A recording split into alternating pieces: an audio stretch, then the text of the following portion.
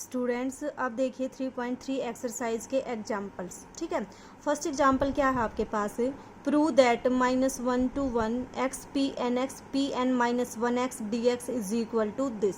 ठीक है, तो सबसे पहले तो आप ये चीज़ नोटिस करो कि ये जो एक्सरसाइज है आपकी 3.3, इसको सोल्व करने के लिए एक तो आपको जो 3.2 एक्सरसाइज में जो रिकरेंस रिलेशन है वो रिलेशन पता होनी चाहिए। ठीक है, दूसरा जो आपके पास ऑर्थोगोनैलिटी की कंडीशन है लीजेंडर पॉलिनोमियल की, उसका रिजल्ट याद होना चाहिए। अगर ये दो चीज़ें आपको आती हैं तो इसके एग्जाम्पल्स बिल्कुल ईजी हैं। ठीक है, तो देखो क्या है आपके पास फर्स्ट एग्जाम्पल में आपको ये प्रूव करना है। तो जो प्रूव करना है उसमें क्या है आपके पास Pn(x) की टर्म है, Pn-1x की टर्म है। ठीक है, अब चलो रिकरेंस रिलेशन के ऊपर कि कौन से रिकरेंस रिलेशन में आपके पास Pn(x) और Pn-1 की टर्म्स एक साथ हैं। देखो क्या है आपके पास, ये है आपके रिकरेंस रिलेशन। ठीक है, तो देखो फर्स्ट वाला रिकरेंस रिलेशन है, इसमें कहीं भी डेरिवेटिव यूज़ नहीं हो रखा, Pn-1 भी है, Pn भी है, तो इसका मतलब इस रिलेशन को हम यूज कर सकते हैं। अब नेक्स्ट वाले देखो, इसमें भी डेरिवेटिव यूज हो रखा है, इसमें भी डेरिवेटिव यूज हो रखा है, इसमें भी और आपका इसमें भी। तो आपका जो क्वेश्चन आपको प्रूव करना है उसके अकॉर्डिंग आपका जो फर्स्ट रिकरेंस रिलेशन है वो सूटेबल है, तो इसलिए हमने क्या किया, फर्स्ट रिकरेंस रिलेशन को यूज किया। फर्स्ट रिकरेंस रिलेशन आपके पास क्या है, दिस। ठीक है, अब देखो जो चीज़ आपको प्रूव करनी है उसमें क्या है आपके पास x Pn(x) और Pn-1x है। अब x Pn(x) तो आपका यहाँ से आएगा, तो आपने क्या किया, x Pn(x) को तो रखा यहाँ पे और इस बाकी सारी टर्म को कर दिया दूसरी तरफ शिफ्ट।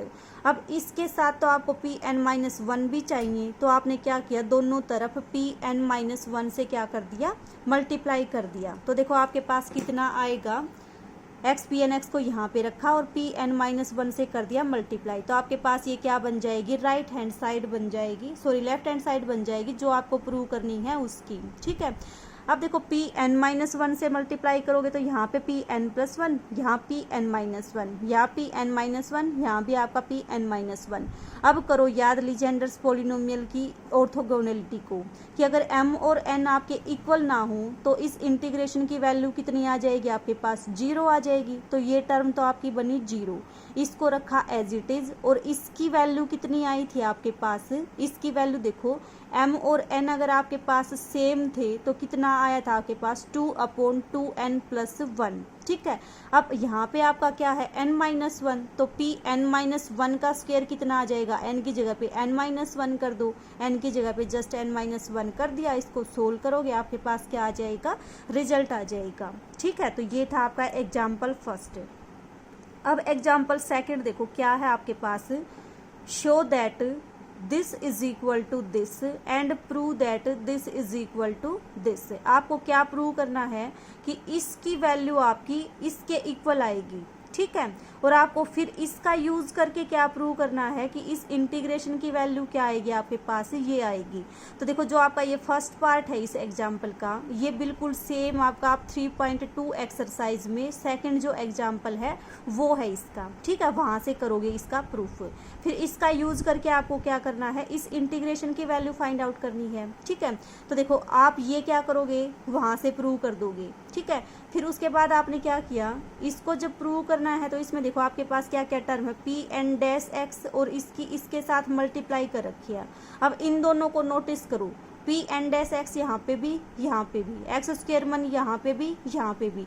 तो आपने क्या किया, जो ये चीज़ प्रूव की थी उसमें इस टर्म को तो रखा यहाँ पे और इसको क्या कर दिया, उधर शिफ्ट कर दिया, और फिर जो भी इक्वेशन आएगी आपके पास उसको किससे मल्टीप्लाई कर दिया, Pn+1 से मल्टीप्लाई कर दिया और दोनों तरफ क्या कर दिया, इंटीग्रेशन कर दिया। ठीक है, तो जब आप इंटीग्रेशन करोगे दोनों तरफ तो देखो आपके पास क्या आएगा, यहाँ पे Pn+1 था, Pn+1 से मल्टीप्लाई करोगे इसका स्क्वायर हो जाएगा, यहाँ पे Pn-1 था, Pn+1 से मल्टीप्लाई करोगे फिर से वही आपके पास लीजेंडर्स पॉलिनोमियल की ऑर्थोगोनैलिटी की कंडीशन, वो आपके इसको तो बना देगी 0 और इस इंटीग्रेशन की वैल्यू कितनी आ जाएगी आपके पास, 2n+1 होती है, n की जगह पे कितना दे रखा है आपके पास n+1, तो n की जगह पे क्या पुट कर दो, n+1 पुट कर दो और आप इसको सोल्व करो, आपके पास क्या आ जाएगा, रिजल्ट आ जाएगा। ठीक है, तो ये था आपका एग्जाम्पल सेकंड।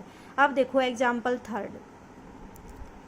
थर्ड एग्जाम्पल देखिए, आपको क्या प्रूव करना है, integration 1 to 1 x square p n plus 1x p n minus 1x की वैल्यू आपको इसके इक्वल प्रूव करनी है। ठीक है, देखो कहीं भी डेरिवेटिव का यूज नहीं हो रखा, तो कौन सा रिकरेंस रिलेशन यूज करोगे, जो आपका फर्स्ट वाला रिकरेंस रिलेशन था उसी को यूज करोगे। फर्स्ट रिकरेंस रिलेशन आपके पास क्या था, ये। ठीक है, अब देखो यहाँ पे n+1 है और क्या है आपके पास है n-1। तो आपने क्या किया, इस रिकरेंस रिलेशन में एक बार तो n को रिप्लेस कर दिया n-1 से, तो आपके पास Pn-1 की टर्म आ जाएगी। एक बार किससे रिप्लेस कर दिया, n+1 से, तो Pn+1 आ जाएगा। ठीक है, तो आपके पास क्या किया, एक बार n-1 से, एक बार n+1 से रिप्लेस कर दिया। अब आपको तो दोनों की क्या चाहिए, मल्टीप्लाई चाहिए। मल्टीप्लाई करोगे तो देखो x² भी आ जाएगा, Pn-1 Pn+1x भी आ जाएगा। ठीक है, ये आपके पास आ जाएगा रिजल्ट। अब देखो दोनों तरफ क्या करो, इंटीग्रेशन कर दो। इंटीग्रेशन कर दो विद रिस्पेक्ट टू x, क्योंकि आपको तो क्या चाहिए, इंटीग्रेशन चाहिए। ठीक है, तो आपके पास क्या आएगा जब आप करोगे, तो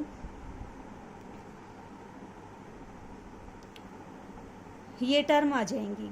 ठीक है, फिर क्या करोगे, इंटीग्रेशन करोगे और इसी रिजल्ट को यूज करोगे जैसे पीछे किया था, कि जहाँ जहाँ पे आपके पास n और n+1 सेम है उसका इंटीग्रेशन कितना आ जाएगा, उसका तो इंटीग्रेशन की वैल्यू आएगी। जहाँ इक्वल नहीं है वहाँ पे क्या आ जाएगा, 0 आ जाएगा। जैसे ये वाली टर्म 0 बन जाएगी आपकी, ये वाली टर्म भी क्या बनेगी, 0 बन जाएगी, और ये वाली टर्म भी क्या बनेगी, 0 बन जाएगी। तो सिर्फ ये टर्म आपका क्या देगी, इंटीग्रेशन की वैल्यू देगी। कितनी वैल्यू देगी, n और n+1 तो as it is, Pn square x की वैल्यू कितनी होती है, 2/2n+1, तो आपका देगी 2/2n+1।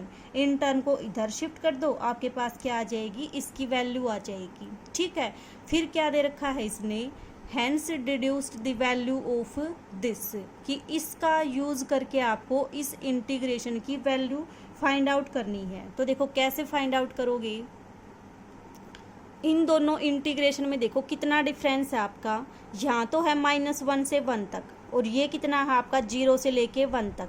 तो आपके पास इनडेफिनेट इंटीग्रल की प्रॉपर्टी होती थी कि अगर आपका ये फंक्शन इवन फंक्शन है और लिमिट -a to a हो, तो आपके पास इस इंटीग्रेशन की वैल्यू कितनी आ जाती थी, 0 से लेके a, और उसका 2 टाइम्स हो जाता था। ठीक है, तो हम क्या करेंगे, इस इंटीग्रल को क्या चेक करेंगे कि ये इवन है या ओड है। ठीक है, तो इवन ओड करने के लिए देखो आप क्या करोगे, जो आपके पास Pnx पोलिनोमियल होते हैं उसकी डिग्री कितनी होती है, आपके पास n होती है। ठीक है, Pnx की डिग्री n होती है, तो Pn-1 की डिग्री कितनी हो जाएगी, n-1 हो जाएगी। Pn+1 की डिग्री कितनी हो जाएगी, n+1 हो जाएगी, और 2 आपका यहाँ से जब इसको सोल्व करोगे तो आपके पास क्या आया, 2n+2। 2n+2 का मतलब इवन। तो इसका मतलब जिस फंक्शन का आपको इंटीग्रेशन करना है वो फंक्शन कैसा है, आपके पास इवन फंक्शन है। तो इवन फंक्शन का अगर सेम लिमिट जो अपोजिट साइन की हो उसके अंडर इंटीग्रेशन करते हो तो वो कितना आ जाता है, 2 टाइम्स ऑफ 0 to 1, और आपका ये इंटीग्रल एज इट इज। ठीक है, तो यही आपको क्या करना था, फाइंड आउट करना था। ठीक है।